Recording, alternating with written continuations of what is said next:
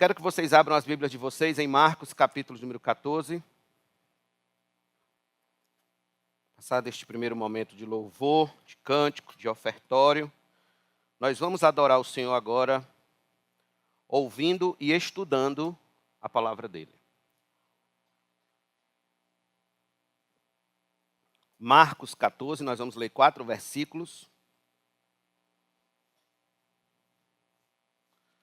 Voltando hoje à exposição de Marcos, a qual tínhamos dado aí uma pausa por uns 3, 4 domingos.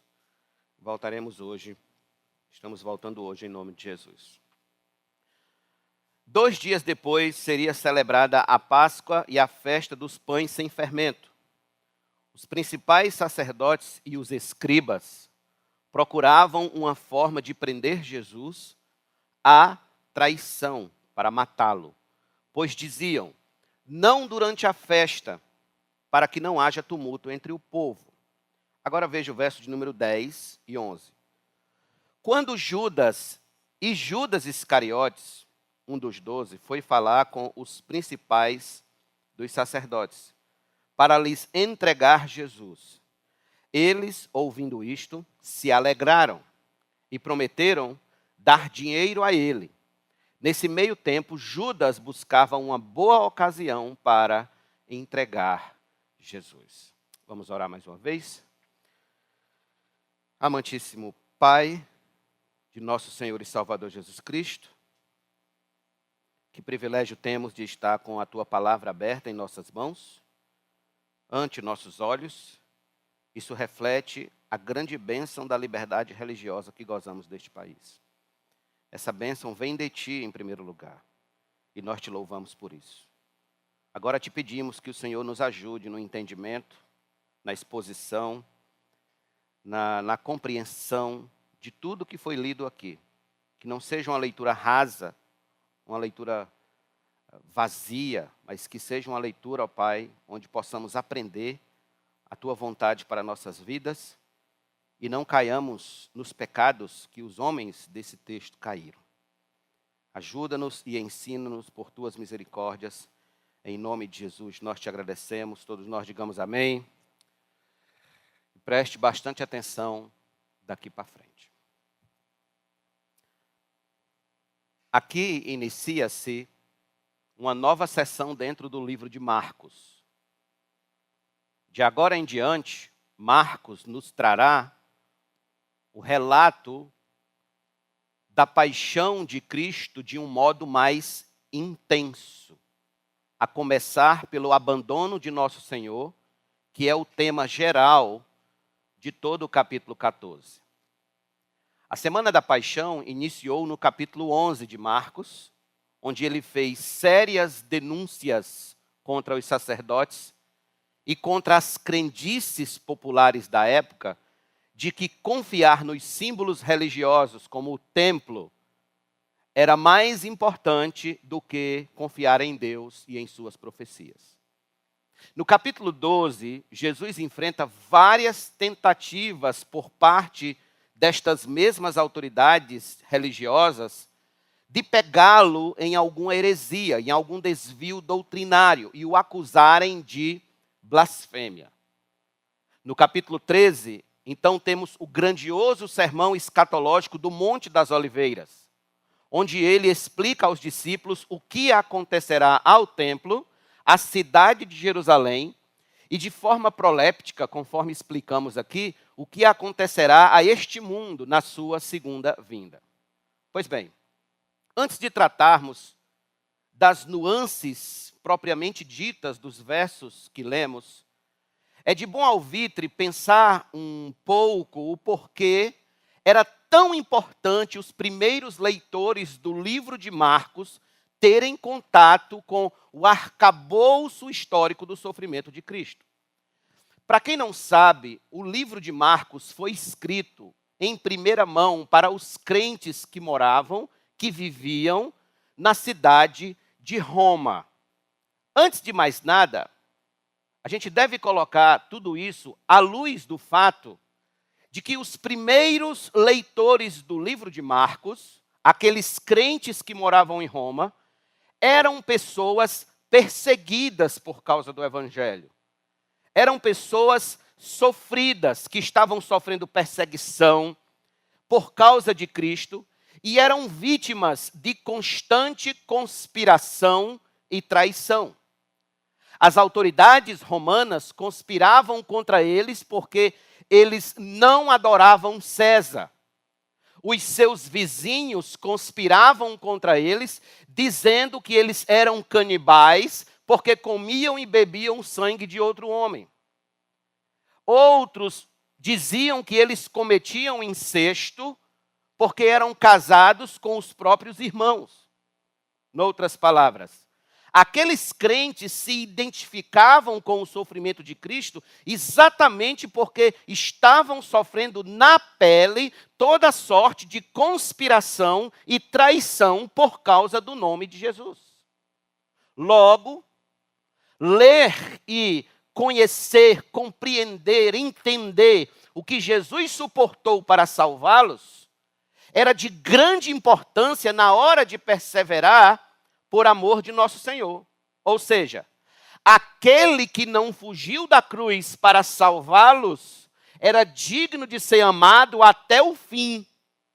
Era digno de ser amado até a sua última gota de sangue. Ainda que essa prova de amor fosse ter de ser demonstrada numa cruz, como muitos daqueles crentes foram crucificados, numa fogueira, como muitos foram queimados por Nero, ou numa arena de leão, como muitos foram jogados na arena dos leões.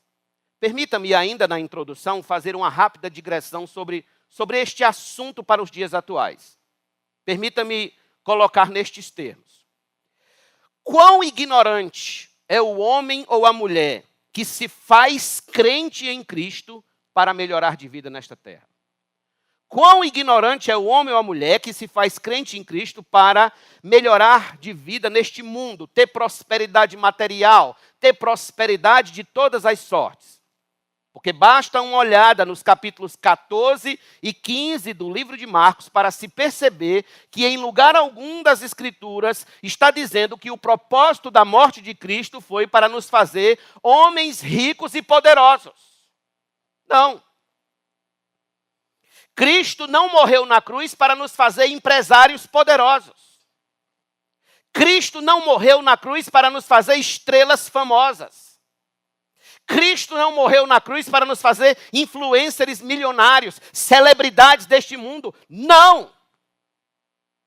Ele morreu na cruz para nos salvar da ira de Deus contra os nossos próprios pecados.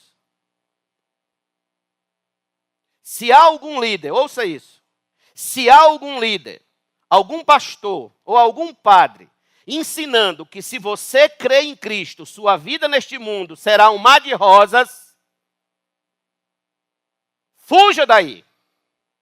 Corra desse lugar. Ele está enganando você, está enganando toda a sua família. Aliás, eu digo o contrário, junto com a história da igreja, eu digo o contrário. Se você não tem problemas, aceite a Cristo e você terá muitos problemas. Então, o texto que a gente leu revela exatamente o contrário. Exatamente o contrário. Mostra que o Santo Filho de Deus sofreu. Que dirá nós? Aquele que não tinha pecado, aquele que nunca mentiu para os pais, aquele que nunca disse um palavrão, aquele que nunca arranhou o irmão, aquele que nunca teve uma vírgula de pecado em sua vida, sofreu. Que dirá de nós? Muito bem. O texto que lemos trata especificamente da conspiração dos líderes religiosos e da traição de Jesus por parte de Judas. Marcos pontua que 2 dias depois daquele seria celebrada a Páscoa, e iniciaria a festa dos pães sem fermentos ou pães asmos, conforme outra tradução. Isto significa que aquele dia era quarta-feira. Quarta-feira. Entendendo, meus irmãos, que o horário de mudança de um dia para o outro para o judeu não é de meia-noite, é às 6 da tarde. Tá certo? Por ora, nós não nos deteremos a explicar o que significa a Páscoa ou os pães sem fermentos, ou a festa dos pães sem fermentos. A gente vai se aprofundar isso quando chegar no versículo número 12. Tudo o que precisamos saber no momento é que tais celebrações faziam parte das festas anuais dos judeus. Fazia parte dessas festas. E tudo o que aqueles líderes religiosos deviam estar fazendo era se preparar para os festejos. Mas não é isso que nós encontramos aqui. Seus corações estão tão tomados de ódios contra Cristo, de ódios contra Jesus, que a alegria dos festejos, a alegria da Páscoa, a alegria da festa dos pães sem fermentos foi substituído por ódio, por ranço, por ira. Esses 4 versículos podem ser divididos na nossa frente da seguinte forma. Em primeiro lugar, nós temos a trama dos sacerdotes. A trama dos sacerdotes. Veja comigo o verso de número 1 que nós acabamos de ler.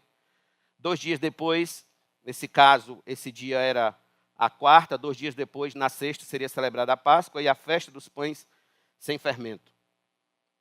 Os principais sacerdotes e os escribas procuravam uma forma de prender Jesus à traição para matá-lo. Observe, os principais sacerdotes aqui eram o sumo sacerdote aposentado, o sumo sacerdote em exercício e os seus sacerdotes auxiliares mais próximos.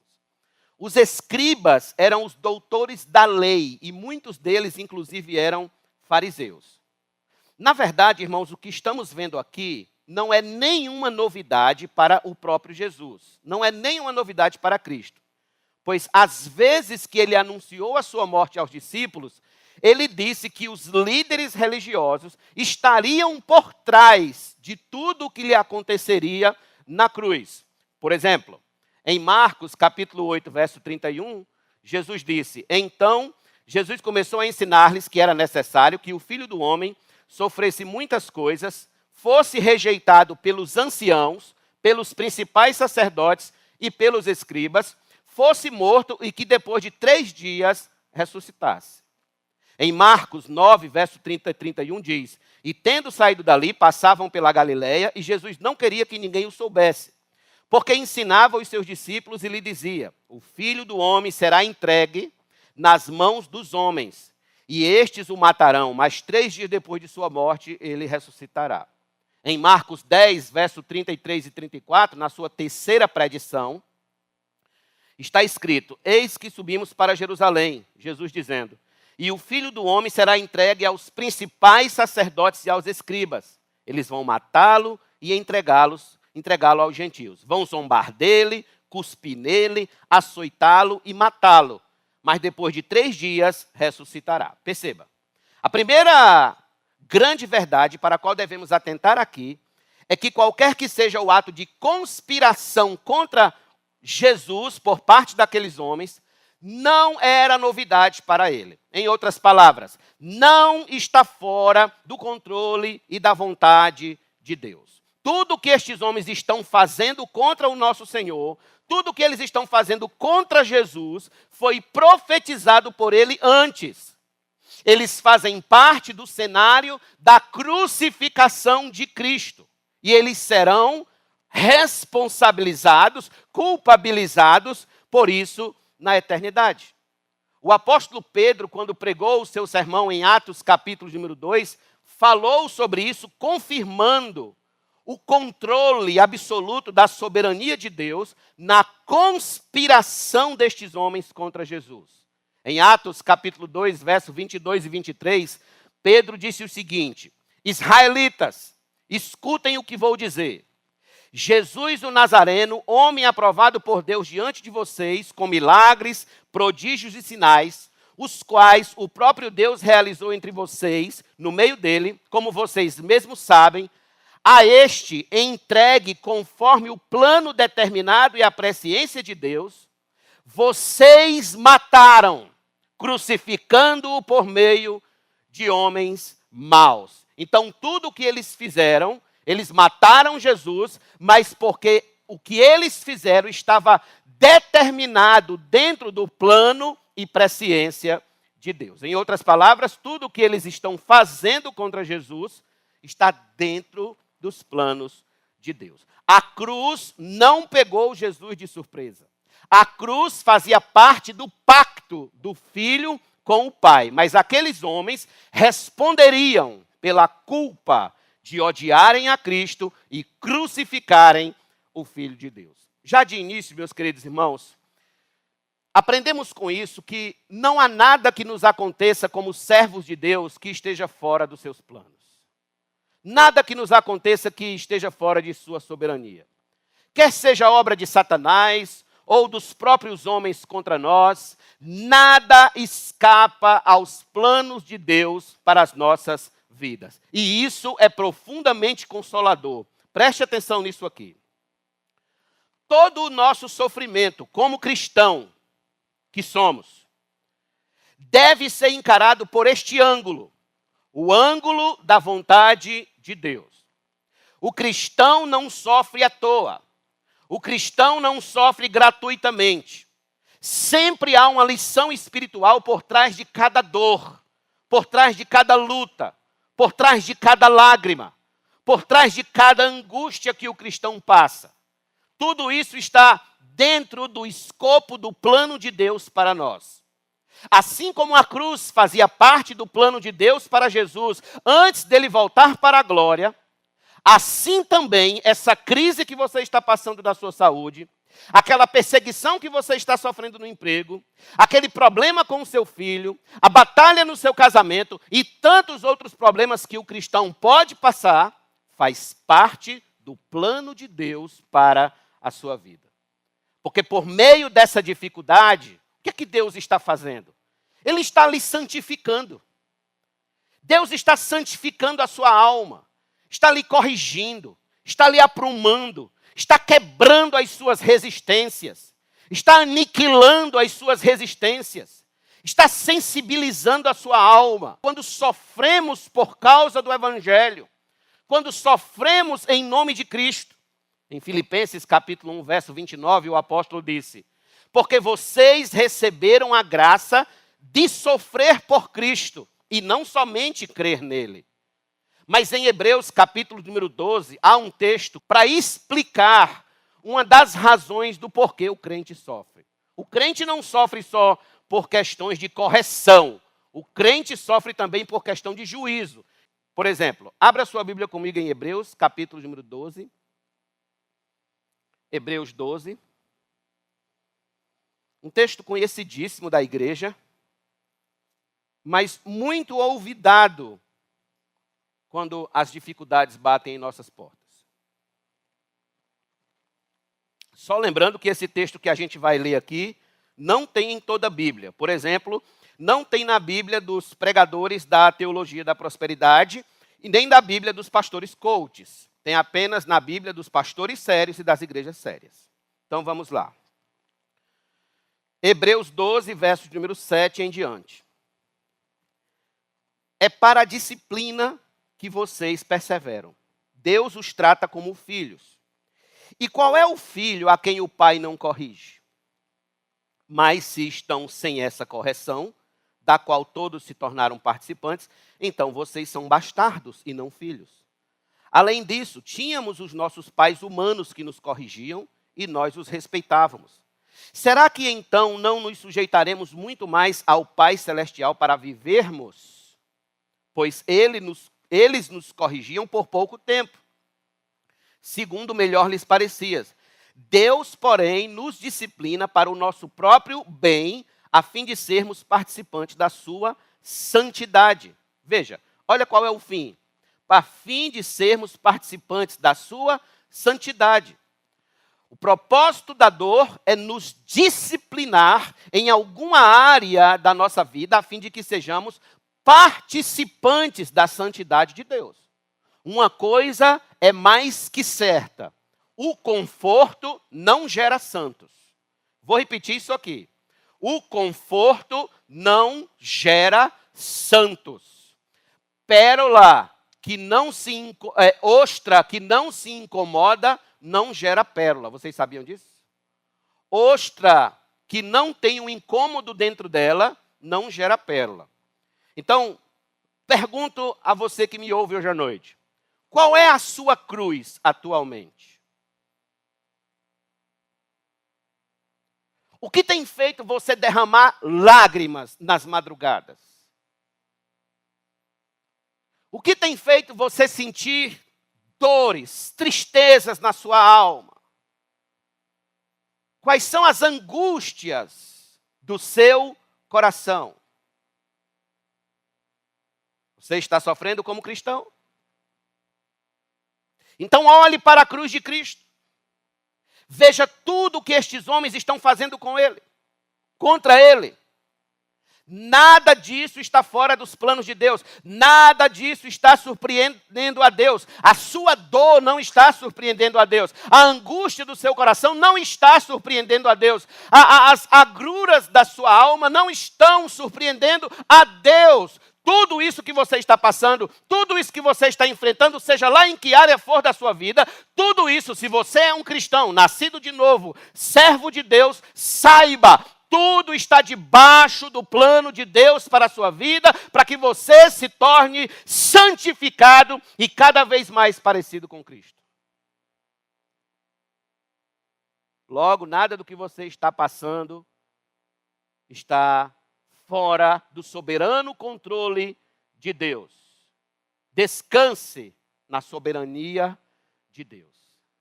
Em que Cristo descansava? Na soberania de Deus. Ao ponto dele dizer: Pai, se possível for, passa de mim esse cálice. Mas se não, faça segundo a tua vontade.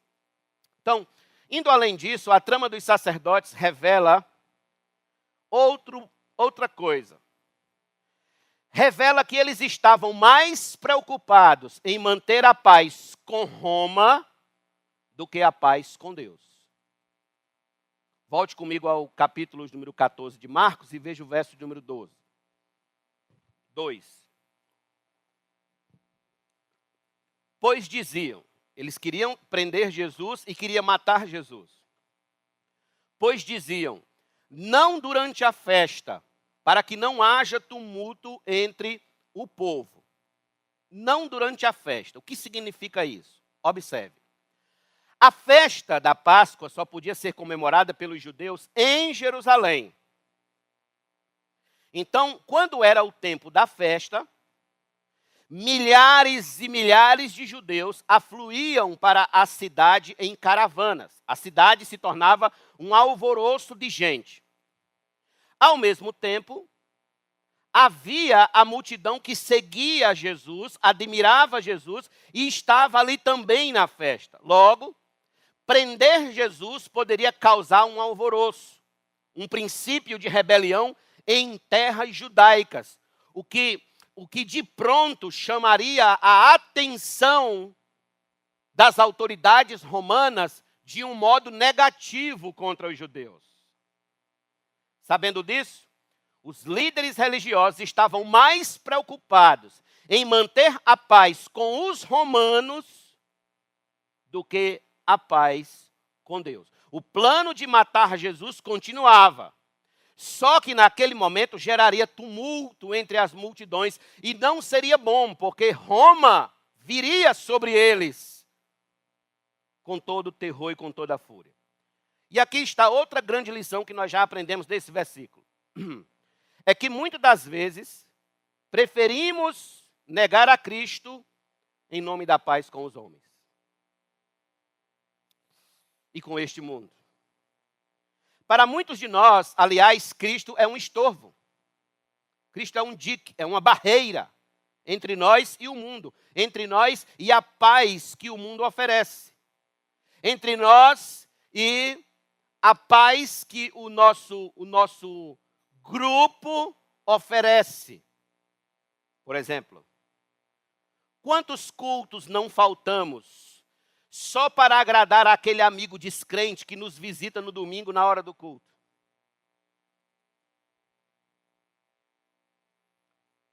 Quantas vezes nos calamos ante injustiças no trabalho, na vizinhança, na sociedade, de um mundo geral, em nome da política da boa vizinhança?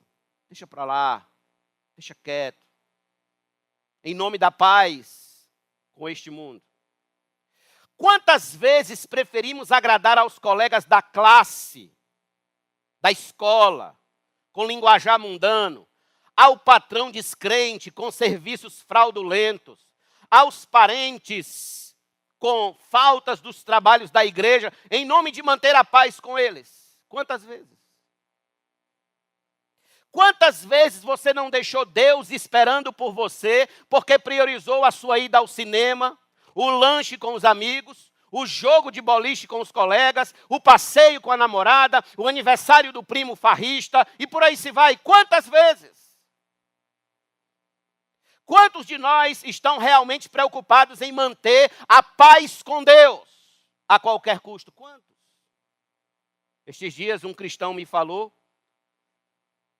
que, conversando com o seu cunhado sobre saúde masculina, o cunhado dele soltou a seguinte pérola. Escute. Deus fez o homem e acertou quase tudo o que fez. Ele só errou quando fez a próstata. Quando Deus criou a próstata no homem, aí Deus errou feio. Porque é por meio do câncer de próstata que há um grande índice de mortes dos homens. Quando eu ouvi isso, eu perguntei a ele: tu não disse nada, não? Aí ele: achei melhor não dizer nada, não, né? Para não gerar problemas. Para ficar tudo em paz. Eu não sabia se eu ria ou se eu chorava. Porque nosso coração caído prefere paz com Roma. Nosso coração caído prefere paz com este mundo. Prefere paz com os homens deste lugar. Preferimos agradar aos homens do que a Deus. Procuramos formas de agradar o mundo, ainda que isso nos custe a nossa paz com Deus. Quantas vezes você chegou para alguém que chegou na sua casa na hora do culto e disse assim: ô rapaz, é uma alegria te receber na minha casa, mas olha, eu não vou poder ficar. Mas por quê? Não, porque eu tenho um compromisso com o Senhor agora, eu tenho que ir para o culto da minha igreja. Quantas vezes? Quantas vezes você disse não para aquele convite de aniversário, aos domingos à noite? Aquele churrasco na casa do primo, no domingo de dia? Por causa do dia do Senhor, quantas? Sendo, meus irmãos, que toda a necessidade que temos é exatamente disso, de paz com Deus. Qual é a maior necessidade que você vai ter no dia da sua morte? Ter paz com os homens ou ter paz com Deus? Com certeza na sua cabeça você está olhando para mim dizendo: paz com Deus, pastor. Óbvio, e eu pergunto: qual é o dia da sua morte? Em Gálatas capítulo 1, versículo 10, Paulo disse: por acaso eu procuro agora o favor das pessoas ou o favor de Deus? Ou procuro agradar pessoas? Se ainda estivesse procurando agradar pessoas, eu não seria servo de Cristo. Vai ter hora que você vai ter que desagradar Roma. Vai ter hora que você vai ter que desagradar aqueles que não amam a Deus, aqueles que não querem nada com Deus. Em 1 Tessalonicenses 2,4, o apóstolo disse: pelo contrário, visto que somos aprovados por Deus a ponto de Ele nos confiar o Evangelho, assim falamos, não para agradar as pessoas. Por que Paulo pregava como pregava? Por que Paulo denunciava o pecado? Por que Paulo pregava arrependimento de pecado? Por que Paulo pregava para que as pessoas se convertessem a Cristo? Por quê? E ele diz: não para agradar as pessoas, e sim para agradar a Deus, que prova o nosso coração. Martinho Lutero dizia: a paz se possível, mas a verdade sempre. João Calvino disse peritamente: o cão late quando seu dono é atacado. Eu seria um covarde se visse a verdade divina ser atacada e continuasse em silêncio sem dizer nada. Quando nos silenciamos, quando a verdade de Deus está sendo atacada, quando o Evangelho está sendo atacado, nós nos tornamos piores que os cães, porque eles ainda latem, em defesa de seus donos. Eu pergunto, com quem você prefere estar em paz? Com Deus ou com Roma? Com Deus ou com este mundo? Há pessoas que nunca ficam em paz quando o assunto é Cristo. Elas nunca estão em paz com Deus porque não creem nele. Nunca estão em paz consigo mesmos porque não têm a tranquilidade da fé. Nunca estão em paz com os outros porque estão sempre murmurando, reclamando, conspirando e manipulando as outras pessoas. Não há sossego em seus corações. São homens e mulheres doentes, cheios de ódio no coração, sempre procurando alguém para crucificar. São as pessoas que não têm paz com Deus. Outro sentimento que podemos notar nestes sacerdotes, além do medo de perder a paz com Roma, é o ódio. Hoje fala-se muito de discurso de ódio, né? Discurso de ódio. Mas aqui está o verdadeiro discurso de ódio. É o que aqueles homens faziam contra Cristo, conspirando contra Cristo. Eles odiavam Jesus, odiavam a bondade de Jesus, odiavam a misericórdia de Cristo. Eles tinham a lei, eles tinham o templo, eles tinham os sacrifícios, mas eles não tinham paz com Deus, porque eles odiavam o seu santo filho. Estavam em plena rebelião contra Deus. Eu pergunto, quantos não são os homens da nossa sociedade que têm moralidade, que têm certa decência pública, que são filantropos, mas odeiam a Cristo, odeiam a cruz de Cristo, o Evangelho, não têm paz com Deus, não têm paz com os céus, vivem em plena rebeldia contra Deus, revoltosos, cheios de ressentimento contra Cristo, duvidam da sua bondade, duvidam do seu amor. Ó, meus irmãos, como isso é natural nos homens caídos. Os homens caídos odeiam a Deus, odeiam seus mandamentos, odeiam a cruz de Cristo, odeiam tudo que se fala de Deus e que se refere a Deus. São como a besta e como o anticristo do fim dos tempos, que se levanta contra tudo que é de Deus, porque odeiam a Jesus. Nós vimos isso recentemente nas Olimpíadas, vocês viram? A chacota. Eles achincalhando com a Santa Ceia, com aquela imagem terrível. Eles odeiam a Cristo. Aí você diz assim, não, pastor, é porque eles odeiam tudo que a religião ensina. Mentira! Eles odeiam Cristo.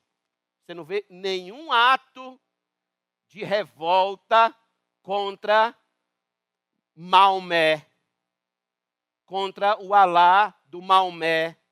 Você não vê nenhum ato de revolta dessa turma, dessa cultura woke, eu acho que é assim que diz o nome, dessa cultura woke. Você não vê eles falando nada contra Buda, não vê eles falando nada contra Allan Kardec, você não vê eles falando nada contra Confúcio, contra Maomé.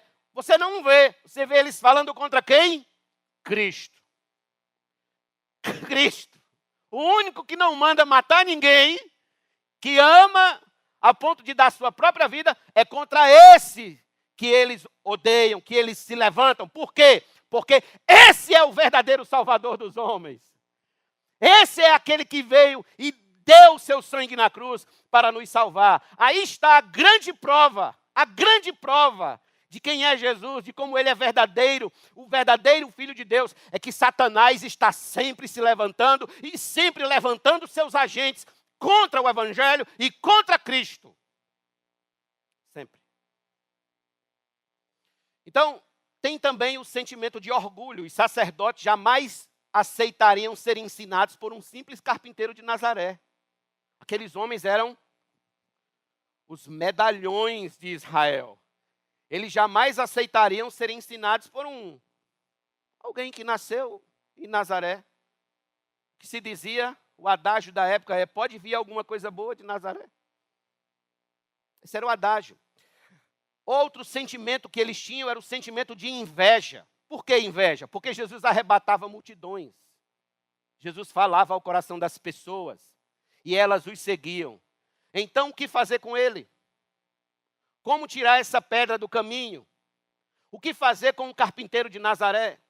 Como assassinar a sua reputação? Assim, eles conspiravam dia e noite. Então, eis a pergunta, para nós encerrarmos essa primeira parte, dos primeiros 2 versículos.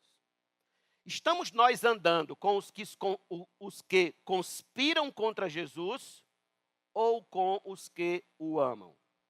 Com quem nós estamos andando? Com quem estamos aliados? Com quem temos paz? Você tem paz com Jesus? Ou você tem paz com os inimigos de Jesus? E isso nos leva à segunda parte dessa trama para matar Jesus, que é, em segundo lugar, a traição de Judas. Volte comigo para Marcos, por favor, capítulo de número 14.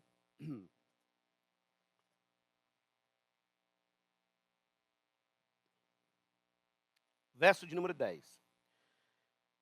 E Judas Iscariote, um dos 12, foi falar com os principais sacerdotes para lhes entregar Jesus. Judas teve o privilégio de ser escolhido por Cristo para ser um dos 12 apóstolos da igreja. Mas ele desprezou isso. Rejeitou isso em seu coração. Sem muitos esforços, os líderes obtiveram tudo quanto precisavam para pegar Jesus. Porque Judas foi quem procurou eles. A iniciativa foi de Judas, não foi deles. E outro detalhe interessante aqui, irmãos, é que esta situação também fazia parte do plano soberano de Deus, de levar Cristo à cruz. No Antigo Testamento estava profetizado que o Messias seria traído por um amigo íntimo. Sabia disso? Abra sua Bíblia comigo em Salmos. Salmo de número 41. Olha a profecia dentro dos Salmos.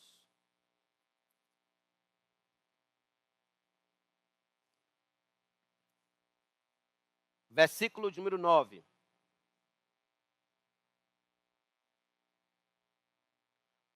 Salmo 41, verso de número 9. Diz assim: até o meu amigo íntimo, em quem eu confiava, que comia do meu pão, levantou contra mim o seu calcanhar. Aí em João, capítulo 17, versículo 12, nós ouvimos isso na quarta-feira aqui.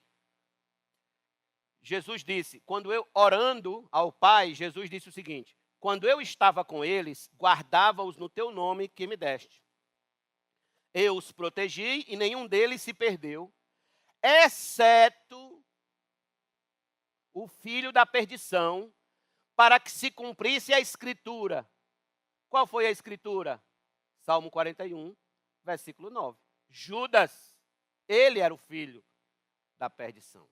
Esta era a sua condição diante de Deus. Ele era o amigo íntimo que levantaria contra Jesus o seu calcanhar, que o trairia covardemente por 30 moedas de prata. Mais à frente a gente vai ver essa questão do valor. Os estudiosos acreditam, e aí é interessante formular essa pergunta: por que Judas traiu Jesus? Por que Judas? A gente já viu que estava profetizado. Mas qual a materialidade do crime do coração de Judas? Por que mesmo? Afinal de contas, qual foi o motivo ali do momento, o motivo da hora? Os estudiosos acreditam que o motivo pelo qual Judas traiu Jesus foi por mera ganância financeira. Mera ganância. João chega a dizer no capítulo 12 que ele era ladrão, porque roubava das ofertas que as pessoas colocavam na bolsa da tesouraria. Marcos, inclusive, vai dizer no versículo 11 aí, que eles prometeram dar dinheiro a ele. Prometeram lhe dar dinheiro. E eu concordo com eles, com esses estudiosos. Eu creio que Judas realmente traiu Jesus a princípio por questão de dinheiro mesmo. Tem um princípio de ganância aí. E eu creio que não apenas Judas, mas todo aquele que se diz cristão, mas cujo coração está no dinheiro, está na ânsia de ficar rico, está na ânsia de ficar poderoso por meio do ouro neste mundo, priorizando a mamon, traiu Jesus. Traiu a Cristo. Porque em Mateus 6:24, Jesus disse o quê?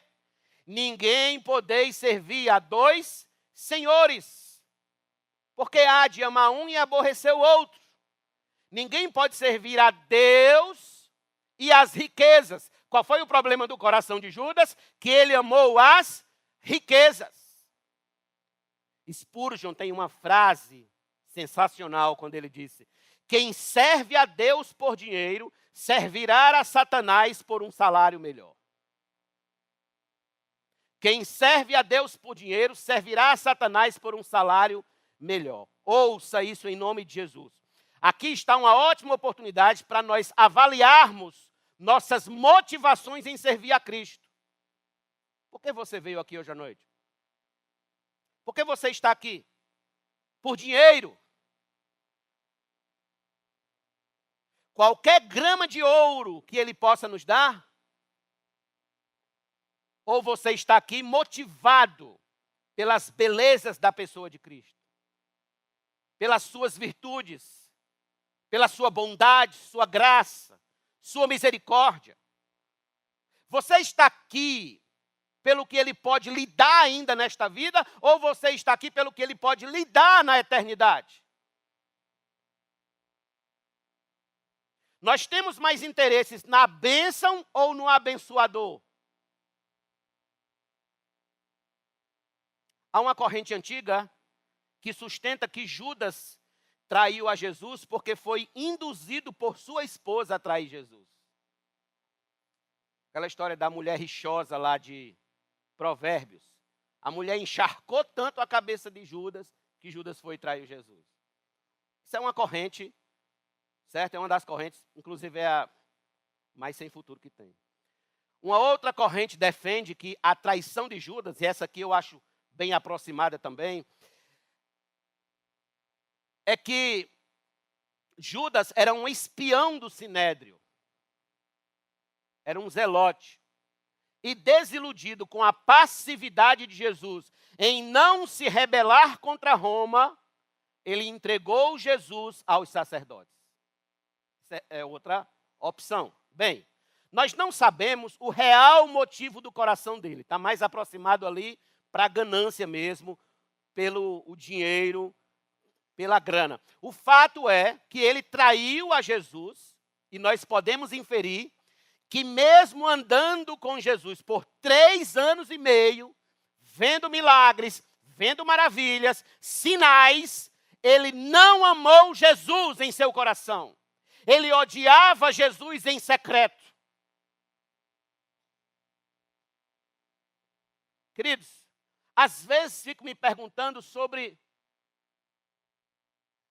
como algumas pessoas podem dizer que amam a Jesus e que morrem por Jesus quando não leem a Bíblia diariamente, não oram, não se consagram, não estudam as Escrituras, não temem a Ele, não se santificam, não renunciam a si mesmo por Ele. Eu fico às vezes me perguntando como que algumas pessoas têm coragem de dizer que amam a Jesus. Porque se Judas andou 3 anos e meio com ele, viu milagres, viu sinais, viu portentos, viu o poder de Deus e não o amou, o que dizer de você que mal vem à casa de Deus? O que dizer de você que mal lê a sua Bíblia?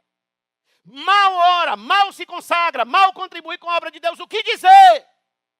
Você não se assusta com isso?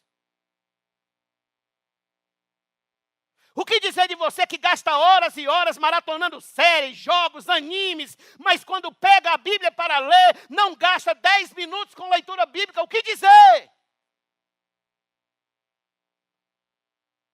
O que dizer de você que vive procurando formas e desculpas para faltar nos trabalhos da casa de Deus? O que dizer? Se Judas andou 3 anos e meio com Jesus e foi para o inferno, o que dizer de você e de mim se negligenciarmos tão grande salvação? Você ama Cristo de verdade? Avalie o amor do seu coração ante o amor de Judas, ante tudo que Judas viveu com Jesus e mesmo assim o negou. Avalie o seu amor à luz do coração de Judas. Pare e pense um pouco sobre o risco que você está correndo vivendo espiritualmente assim, negligente. Analise você, analise. Porque quando a gente lê a história de Judas, a gente se coloca e diz assim: jamais eu serei assim. Jamais eu vou fazer o que esse homem fez. Porque às vezes nós negamos a Cristo em coisas, em detalhes, em coisas menores.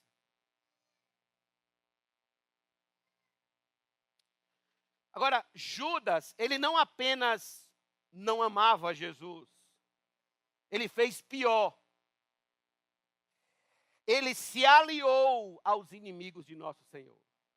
Ele fez pior. Porque uma coisa é eu não gostar do Gustavo. Outra coisa é, além disso, eu me aliar com aqueles que querem destruir o Gustavo. Se torna pior. E aí no versículo 11 do capítulo 14, diz assim: eles, ouvindo isto, se alegraram e prometeram dar dinheiro a ele. Nesse meio tempo, Judas buscava uma boa ocasião para entregar Jesus. Veja a reação dos sacerdotes. Reação de alegria deles. Isso é interessantíssimo. Porque no versículo 1, como nós lemos no início da mensagem, eles estavam exatamente procurando uma forma de prender Jesus. Eles queriam um jeito, como é que a gente vai fazer? Vamos fazer um plano, vamos aqui escrever, vamos montar esse quebra-cabeça para a gente prender ele, vamos fazer aqui um cerco.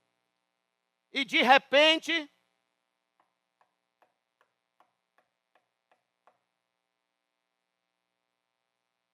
quem bate na porta deles? Um aliado de Cristo. Um aliado. Eles se alegraram com o apoio daquele que se dizia amigo de Jesus, mas na verdade era inimigo. E ele entregou Jesus de mãos beijadas para os seus algozes.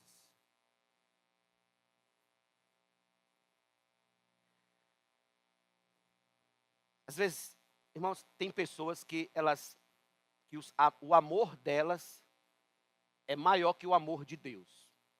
Pelo menos elas imaginam assim. Porque elas acreditam que Judas fez o que fez, mas no final, no último minuto, ele se arrependeu e foi para o céu.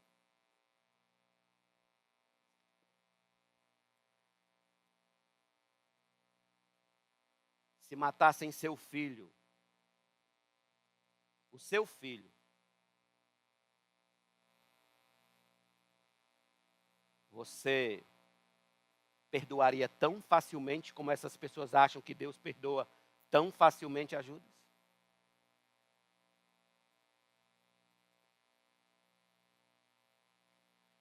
Então, essas pessoas, elas dizem, não, olha, Deus é um Deus de amor, Deus ama tanto, que Judas, no final, foi salvo. Isso é banalizar o amor de Deus. Isso é desconhecer profundamente as Escrituras. Isso é não levar Deus a sério. É querer tratar Deus como um moleque. O indivíduo vai lá, trai o Filho de Deus, entrega o Filho de Deus, e no último segundo, com o coração cheio de remorso, aí foi para o céu. Compreendem? Como é profundamente antibíblico esse modo de pensar acerca do amor de Deus e da salvação de Judas. Ele era o filho da perdição. Não tinha jeito. Ele era o filho da perdição. Irmãos, às vezes eu fico me perguntando se também não nos fazemos culpados em alegrar o coração dos inimigos de Cristo, principalmente de Satanás, quando pecamos deliberadamente. Porque, escute isso, você alegra o coração do inimigo de Deus quando você peca deliberadamente. Você alegra o coração do inimigo de Deus quando é um cristão avarento. Quando fala palavrão. Quando joga um irmão contra o outro. Você alegra o coração de Satanás quando sua palavra não é sim, sim e não, não. Você alegra o coração de Satanás quando você mente. Quando você briga no trânsito.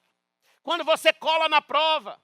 Quando você gasta seu tempo com coisas fúteis. Quem você acha que fica feliz com isso? Quem? Isso alegra o inimigo de nossas almas. É por isso que nós temos várias e várias advertências dentro das Escrituras, dizendo o seguinte, Salmo 1, versículo 1. Bem-aventurado é aquele que não anda no conselho dos ímpios, não se detém no caminho dos pecadores, nem se assenta na roda dos escarnecedores. E em Efésios capítulo 4, versículo 27, Paulo diz, não deem lugar ao diabo. Não deem. Paulo disse essas palavras exatamente quando ele estava ensinando contra a mentira, o roubo, a ira pecaminosa, palavras sujas, gritaria e blasfêmia, bem como qualquer maldade. Pois tudo isso são evidências de um cristão que está dando lugar ao diabo. Imagine você saber da notícia de que um determinado crente foi pego roubando material da empresa em que ele trabalha. A quem interessa essa notícia? Quem se alegra em saber disso? Deus ou o diabo? Então, Paulo, no versículo 30 do capítulo 4, ele vai dizer assim, e não entristeçam o Espírito Santo, no qual vocês foram selados para o dia da redenção. Não entristeçam o Espírito Santo. Óbvio que esta é uma linguagem que só pode ser empregada a um crente, para um crente.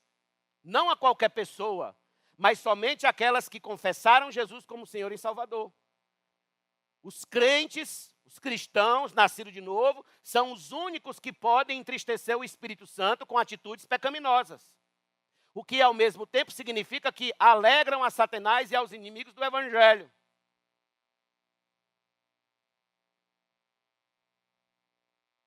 Quando um crente cai, quando um cristão cai, Satanás celebra os nossos pecados, as nossas quedas, falhas, desvios. O diabo solta confetes, solta fogos. Daí, meus irmãos, a importância de assim que você pecar, e se der conta na sua consciência de que aquele pecado está alegrando ao diabo e não a Deus, assim que você cair em si, você corra aos pés de Cristo e diga, Senhor, me perdoa. Eu me arrependo desse pecado. E me dá forças para eu não cair nele novamente. Me sustenta pelo poder do teu sangue. Porque senão eu caio. Me sustenta, Senhor. Me sustenta. Faça isso o mais rápido possível. Em Provérbios 28, 13 está escrito, quem encobre as suas transgressões jamais prosperará, mas o que as confessa e abandona alcançará misericórdia. Em 1 João capítulo 1, versículo 9, João escreveu, se confessarmos os nossos pecados, ele é fiel e justo para nos perdoar os pecados e nos purificar de toda injustiça. Ele é fiel para fazer isso. E eu digo a vocês, nada alegra mais o coração de Deus do que um pecador arrependido. Nada. A Bíblia diz que há festa no céu quando um pecador se converte. Os anjos celebram. Os céus entram em festa. Deus celebra, porém, o inferno se abala de tristeza e confusão. Qual pecado você precisa abandonar urgentemente?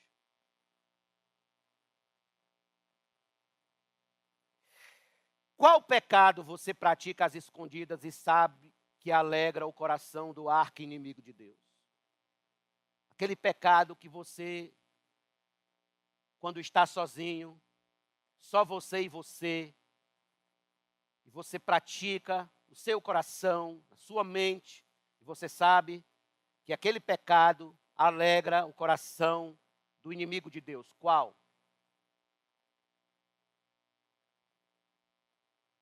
Do que você precisa se arrepender hoje à noite, para não ir pelo caminho de Judas, alegrando o coração dos inimigos de Deus? Do quê?